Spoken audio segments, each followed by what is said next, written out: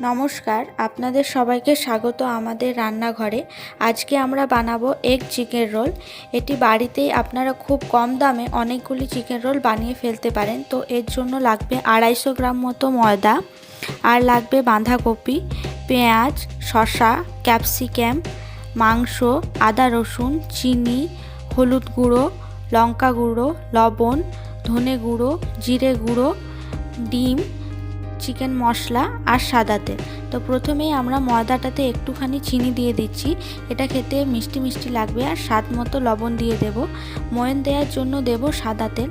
ময়ানটা দিলে যে রোলের জন্য পরোটাটা সেটা বেশ মুচমুচে হবে। এরপর আমরা ময়ানটা সারা আটাতে মাখিয়ে নেব। তারপর একটু একটু জল দিয়ে আমরা পুরো ডোটা তৈরি করে নেব। আমরা এখানে ময়দা ব্যবহার করেছি, আপনারা চাইলে আটাও ব্যবহার করতে পারেন, কিন্তু ময়দা ব্যবহার করলে দোকানের মতো রোলটা হবে, তাই ময়দা ব্যবহার করেছি। এটাকে আমরা বেশ নরম করে মেখে নেব। এই তো মাখা হয়ে গেছে। এরপর ওপর থেকে একটু তেল দিয়ে এটাকে আধ ঘন্টার জন্য ঢেকে রেখে দেব। এরপর মাংসটি রান্নার জন্য কড়াইতে সাদা তেল দিয়ে পেঁয়াজগুলিকে কুচি কুচি কেটে দিয়ে দেব। পেঁয়াজ কাটা হয়ে গেলে এর মধ্যে আদা রসুনটি দিয়ে দেব। তারপর এটিকে একটু নেড়ে এর মধ্যে সবজিগুলো বাঁধাকপি, ক্যাপসিকাম দিয়ে একটু নেড়ে নেব। তারপর এর মধ্যে দিয়ে দেব আমাদের ছোট ছোট কেটে রাখা মাংসগুলো। আমরা একটা হাড় ছাড়িয়ে ছোট ছোট কেটে নিয়েছি। এরপর এর মধ্যে দিয়ে দেব স্বাদ মতো লবণ, ধনে গুঁড়ো, জিরে গুঁড়ো, হলুদ গুঁড়ো, লঙ্কা গুঁড়ো। তারপর এটিকে ভাজতে থাকবো। এভাবে ভেজে ভেজে পুরো মাংসটি রান্না করব। ভাজা হয়ে গেলে এর মধ্যে আমরা একটুখানি দিয়ে দেব চিকেন মশলা।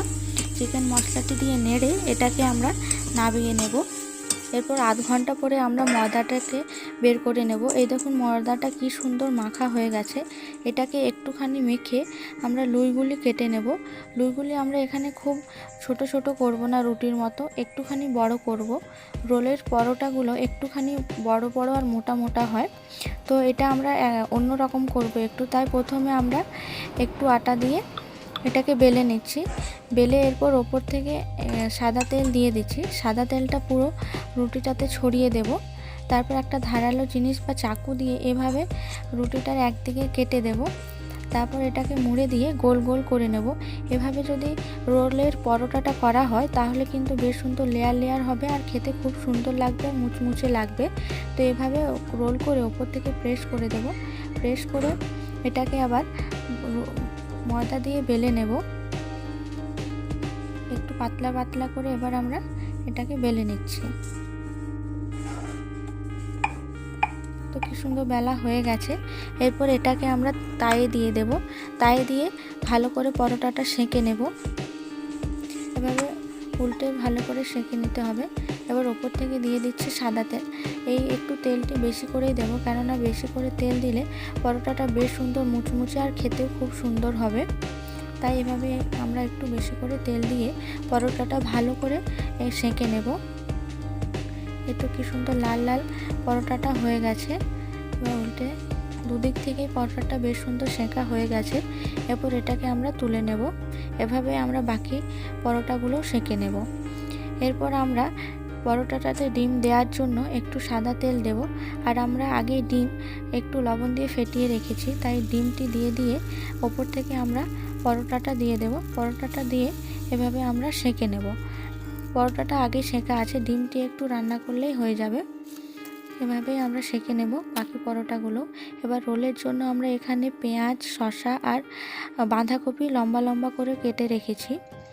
এরপর পরোটাটার ওপর আমরা ভেজে রাখা মাংসর টুকরোগুলি দিয়ে দেব।